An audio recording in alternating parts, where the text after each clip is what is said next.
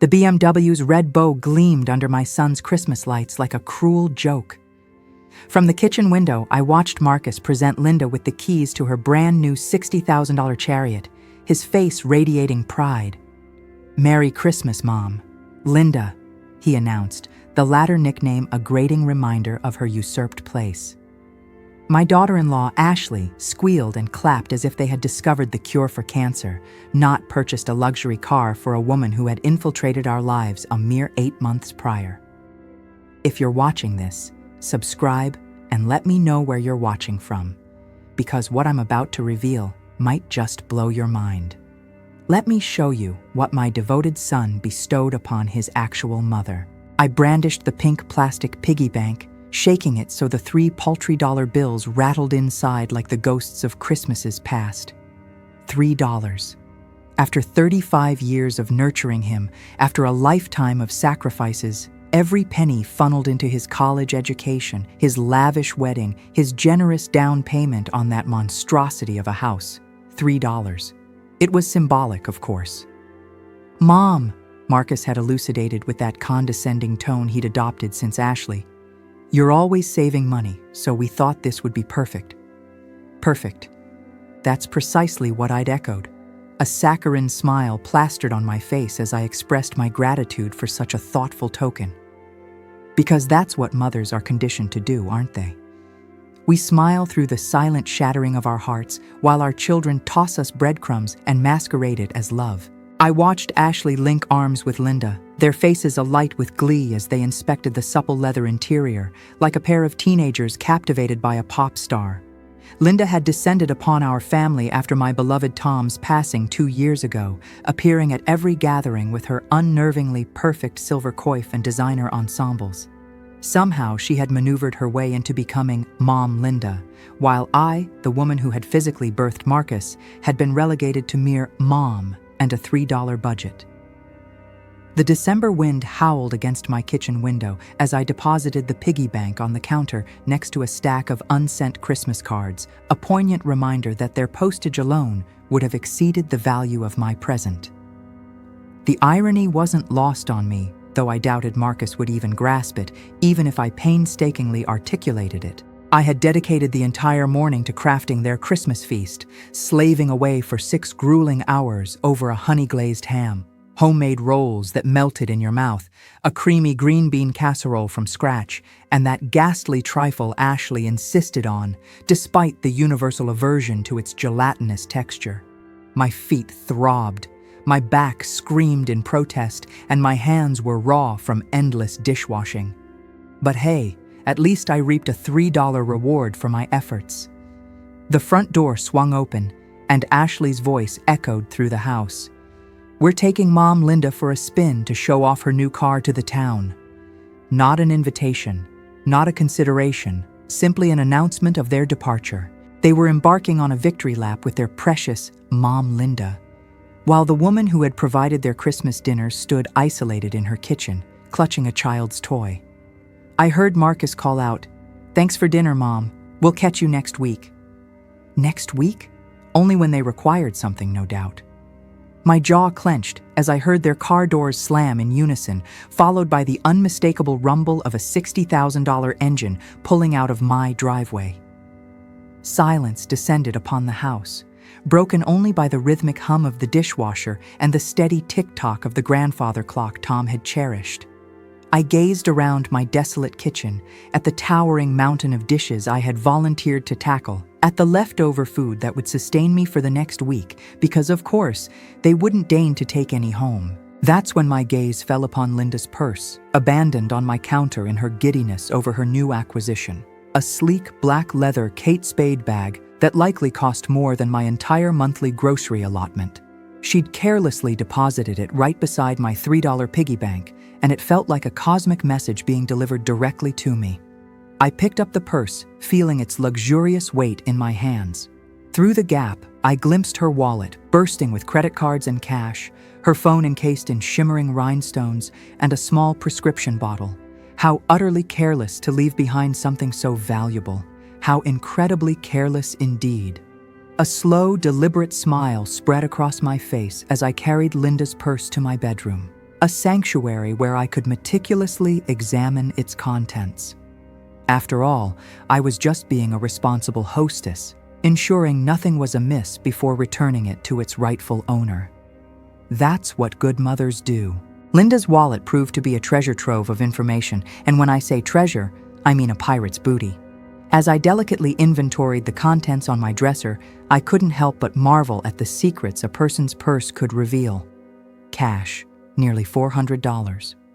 Credit cards from every major institution, plus store cards for Nordstrom, Saks Fifth Avenue, and Tiffany's. But it was the meticulously folded papers tucked behind her driver's license that made my eyebrows shoot towards the ceiling. Bank statements. 3 of them, freshly printed just last week. Our dear Linda wasn't simply well off. She was loaded. The kind of loaded that rendered a $60,000 BMW a mere pittance. Her checking account balance alone boasted more zeros than I'd seen since Tom's life insurance payout.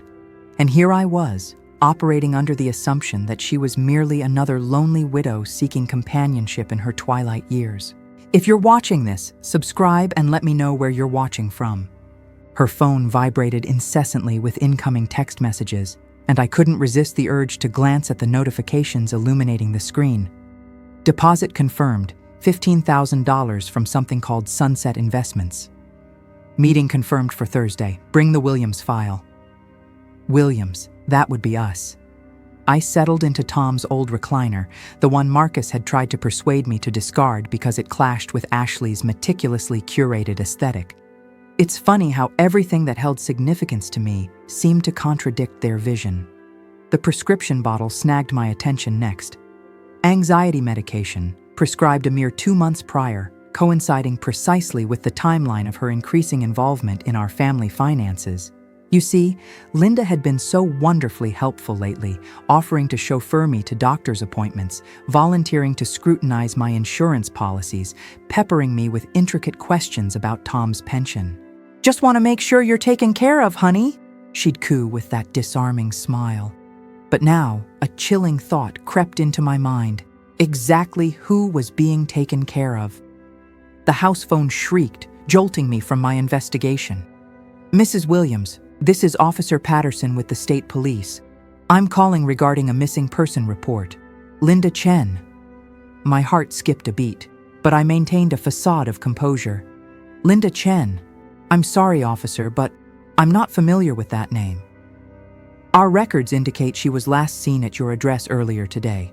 Her son filed the report when she failed to return home and wasn't answering her phone." Her son.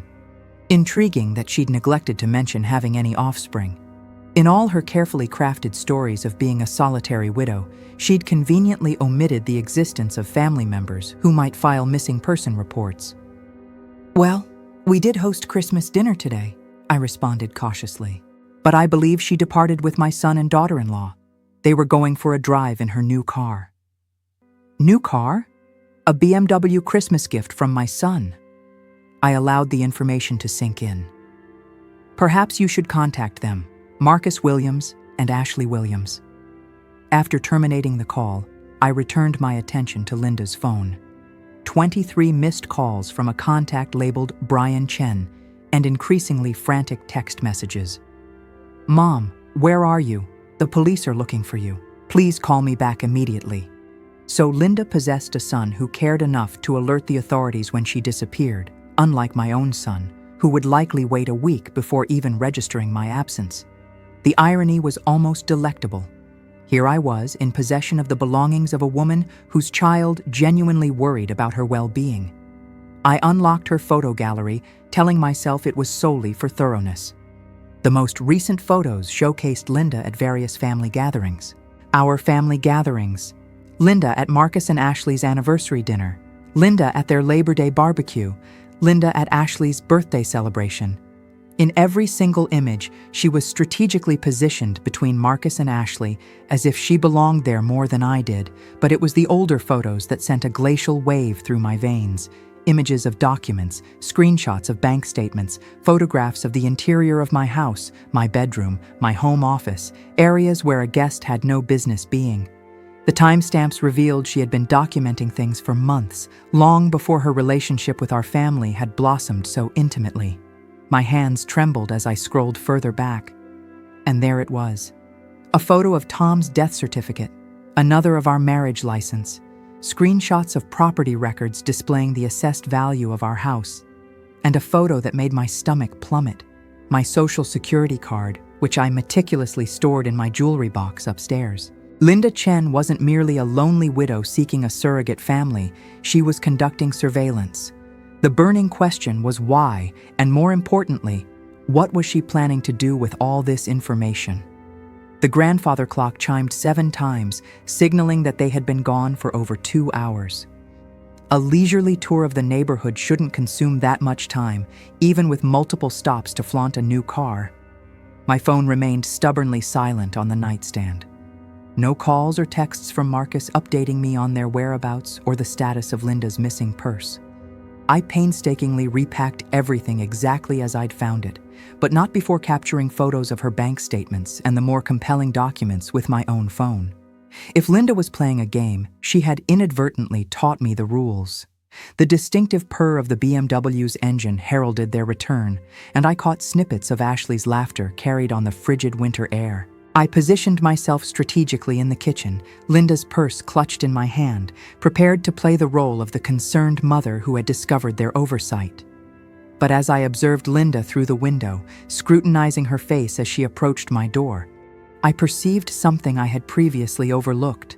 The way she moved, the way she meticulously scanned my property, the calculating glint in her eyes as she neared.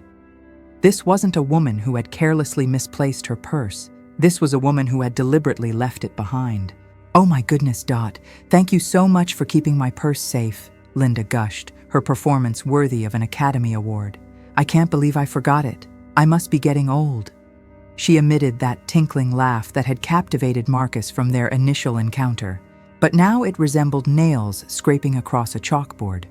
"No problem at all," I replied, meticulously observing her as she subtly checked the contents. Her fingers danced through the wallet, and I detected the almost imperceptible flicker of relief that crossed her face when she confirmed everything was accounted for. "I hope you enjoyed showing off your beautiful gift." "Oh, we did. Marcus is such a thoughtful boy. You raised him well." The way she emphasized boy when referring to my 35-year-old son sent shivers down my spine. Ashley and I stopped by my house so I could show the car to my neighbors. They're all so jealous. If you're watching this, subscribe and let me know where you're watching from. Marcus materialized behind her, already reaching for his coat. "Well, Mom, we should get going. Work tomorrow. You know how it is." A mere 3 hours ago, he had been positively radiant with pride over his extravagant gift to Linda. Now he was treating our family Christmas like an obligation to be ticked off a to-do list. "Actually, Marcus, before you go," I interjected, my voice dripping with sweetness. "I received a call from the state police, something about Linda being reported missing." The color drained from Linda's face. "Missing? But that's ridiculous. I'm obviously not missing." That's what I relayed to Officer Patterson. "Apparently, your son filed a report." I watched Linda's composure crack for a fleeting moment. "He must be worried sick about you." "My son?" Linda's voice strained, an octave higher than usual. "Oh, well, yes. Brian can be overprotective. Ever since his father passed away." She waved her hand dismissively. "I should call him and explain." "You have a son?" Ashley registered genuine surprise. "Linda, you never mentioned having any children."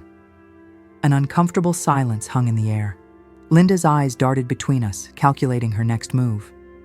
"Well, we're not very close. He resides in Seattle. We lead different lives, you know how it is." But I knew better now. Those text messages had been filled with urgency, affection, concern. They didn't reflect the communication patterns of a distant relationship. Linda had been perpetrating a lie about being alone in the world, just as she had been fabricating so many other things. "How wonderful that you have family," I continued, maintaining my smile, "and that they care enough to worry when you don't come home. That's precious." Marcus shifted uneasily. "Mom, we really need to get going. Early morning tomorrow." "Of course, sweetheart. Drive safely." "Linda, I sincerely hope your son ceases worrying once you call him back. I observed them through the window as they made their way to their cars. Linda moved with purpose, already dialing her phone before she reached the BMW. Marcus and Ashley followed more slowly, and I could discern their hushed conversation, undoubtedly centered around Linda's unexpected family revelation. As soon as their taillights disappeared, I turned to my computer. Brian Chen, Seattle. It consumed exactly 15 minutes to locate him on social media, and what I unearthed made all the disparate pieces of the puzzle fall into place. Brian Chen wasn't simply Linda's son. He was a highly respected attorney specializing in elder law and estate planning. His Facebook page was saturated with photos featuring his mother. Recent photos depicting a close, loving relationship. Photos at family dinners, birthday celebrations, holidays. This wasn't a distant, estranged son. This was a devoted child who maintained regular contact with his mother and celebrated holidays in her company. So why was Linda pretending to be a loner? Why was she ingratiating herself into our family when she clearly possessed one of her own? I continued my investigation. Linda's social media presence was minimal, but Brian's was public, and his mother made frequent appearances in his posts. Mom's visiting again next month, from October. Family dinner with mom and the kids, from September. Mom's advice about the Peterson case saved the day, from August. The Peterson case? I impulsively Googled it and found myself immersed in a detailed account of a complex elder fraud investigation spearheaded by Brian Chen. An elderly woman had been systematically defrauded by individuals she trusted, individuals who had gained access to her finances through emotional manipulation. My hands turned to ice. I printed the article, along with several others highlighting Brian's expertise. Elder fraud prevention, financial abuse awareness, protecting seniors from family members and friends who exploit their trust. Either this was the most astonishing coincidence in recorded history, or Linda Chen was orchestrating a meticulously planned long-term con, and my son had just purchased her a $60,000 car with funds I was increasingly suspicious he legitimately possessed. I dialed Marcus's cell phone. It went directly to voicemail, so I tried the house line. Ashley answered, her voice strained with irritation. "Hi, Dot. Marcus is in the shower." "That's perfectly fine, dear. I simply wanted to inquire about his finances. You know, considering the extravagant gift and all, I'm curious how you two are managing such generosity." The ensuing pause was excessively prolonged. "What do you mean?" "Well, a BMW isn't exactly pocket change. I'm just impressed by your financial success." I kept my tone light, inquisitive, grandmotherly. "We're doing fine, Dot. Marcus received a promotion at work." "How wonderful. When did that transpire?" He hadn't mentioned it. Another pause. "Recently. Look, I really need to let you go. Marcus requires assistance with something." She terminated the call before I could pose another question, but she inadvertently revealed everything I needed to know. Individuals who are legitimately financially secure don't become defensive when questioned about their success. They openly boast about it. I settled into Tom's chair, contemplating my $3 piggy bank and the $60,000 automobile parked in Linda's driveway. Then I recalled those bank statements tucked away in her purse, her son, the elder fraud attorney, and the clandestine photos she'd snapped of my personal documents. Something was fundamentally amiss, and I suspected I wasn't the only target in Linda Chen's deceptive game. The crucial question was whether Marcus and Ashley were active participants or simply unwitting pawns. Regardless, tomorrow I would embark on a mission to uncover Linda Chen's true agenda. And if my instincts were correct, this Christmas was about to become exceptionally interesting. I barely slept that night. Instead, I remained at my kitchen table, fortified by a pot of strong coffee and scrutinizing every fragment of information I could amass pertaining to Linda Chen, Brian Chen, and a scenario that was increasingly failing to add up. By sunrise, I had formulated a plan that would have garnered Tom's approval. My first call was to Brian Chen's law office in Seattle. I employed my sweetest grandmotherly voice when his secretary answered. "Hello, dear. This is Dorothy Williams from Virginia. I'm calling concerning Brian's mother, Linda. There was a slight incident yesterday, and I simply want to ascertain that she's all right.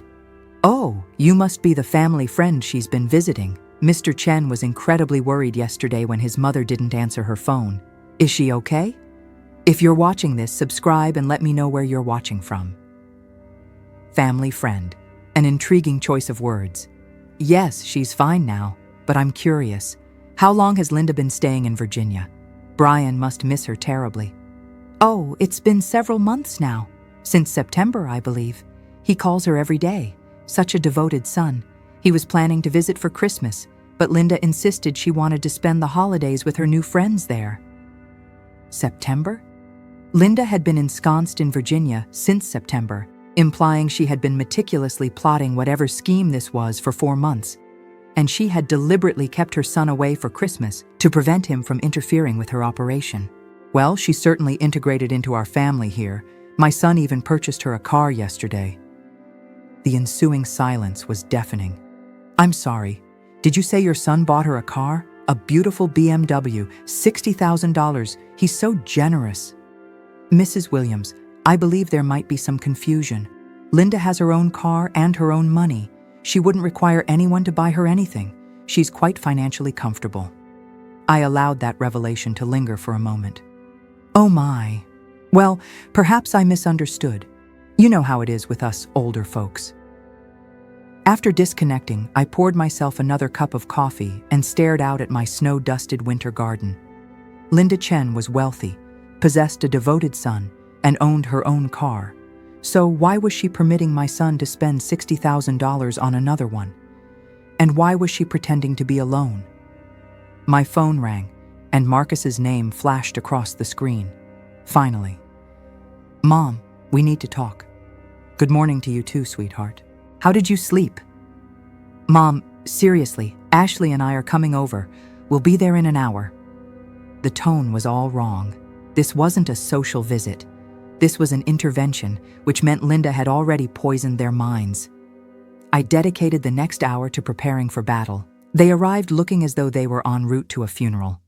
Marcus donned his somber business suit, and Ashley was clad in her handling difficult clients ensemble. They seated themselves opposite me at my kitchen table, resembling a tribunal. Mom, Marcus began, his voice carefully modulated. Linda is very upset. She feels like you violated her privacy yesterday. I raised a quizzical eyebrow. Violated her privacy by keeping her purse safe? I'm afraid I don't understand. She believes you went through her things. Well, of course I did. What if something had fallen out? What if she possessed medication that required refrigeration? I was acting responsibly. Ashley leaned forward. Linda feels uneasy about some of the questions you posed last night, concerning her son, concerning her finances. I was merely making conversation. I thought it was wonderful that she had family who cared about her. Marcus's jaw tightened imperceptibly. The thing is, Mom, Linda has endured a great deal. Her relationship with her son is complicated, and she prefers not to discuss it. Complicated? That didn't align with the secretary's description of their daily phone calls and family dinners. I see. And the police call? Was that complicated too? They exchanged a fleeting glance. Ashley responded carefully. Linda explained that her son has some control issues. He becomes anxious when he's unaware of her whereabouts. It's actually a contributing factor to her decision to leave Seattle. Control issues. I nearly erupted in laughter at the sheer audacity. They were rewriting the narrative in real time, transforming a devoted, concerned son into a controlling monster to rationalize yesterday's inconvenient phone call. How terrible for her, I responded sympathetically. It must be difficult to have family who care too much. Marcus completely missed the underlying sarcasm. Precisely. That's why what you did was so hurtful. She confided in us with her privacy, and then you began interrogating her about her personal life. Marcus, I inquired about where her son lived. That's hardly an interrogation. Mom, the point is Linda is family now. She's been like a mother to us, particularly after Dad passed away. He abruptly stopped himself, but the damage was irreparable. In what ways, Marcus? In ways that I haven't? Ashley swiftly intervened. That's not what he meant. No, I believe that's precisely what he meant. Linda has been like a mother to you, the kind of mother who warrants a $60,000 BMW, unlike your actual mother who deserves $3 in a piggy bank. An arctic silence enveloped the kitchen. Marcus's face flushed crimson. That gift was symbolic, Mom. You understand that. Yes, you've elucidated the symbolism. I'm a miserly old woman who should be grateful for scraps. I rose to my feet and approached the window. Tell me something, Marcus. How precisely did you afford Linda's car? What do you mean? I mean, $60,000 is a considerable sum, even for someone with your recent promotion. Another shared glance. Ashley's subconscious tell was touching her wedding ring when she was being deceptive. She was touching it now. We saved up, Marcus stated. For how long, Mom? I don't think our finances are any of your concern. You're absolutely correct. Your finances are none of my concern, just as Linda's purse contents are none of hers. I turned to face them. But I'm curious about something else. This promotion you received, Marcus. When exactly did that occur? He shifted uncomfortably. A few months ago. What's your new title? Regional sales manager at the same company. Yes, I nodded thoughtfully. That's interesting because I ran into your former boss, Jim Henderson, at the grocery store last week. He mentioned they'd had to lay off several people recently due to budget cuts. He expressed concern for you. Marcus remained utterly still. Ashley's hand was practically fused to her wedding ring. Jim is unaware of internal promotions, Marcus stated finally. No, I suppose he wouldn't be, particularly if they didn't actually happen. So there you have it. A daughter, a son, and a mysterious widow with a purse full of secrets. It's a Christmas wrapped in deceit, where the bonds of family are tested by greed and hidden agendas. But beneath the surface of betrayal and financial manipulation, there is a story about a mother's love and her determination to protect her family. What will Dot do next? Will she confront Linda? Will she be able to show Marcus the truth about their new friend? Stay tuned for part 2, where we'll delve deeper into Linda's motives, uncover the truth about the missing money, and hopefully restore some semblance of peace to this fractured family. Now, I'd love to hear from you. What do you think Linda is really up to? Have you ever experienced anything similar in your own family? Leave a comment below and let's start a discussion. Your thoughts and insights are always welcome. And don't forget to subscribe to the channel so you can be notified the moment part 2 goes live. You won't want to miss it. We'll see you there, and until next time, keep your family close and your eyes open.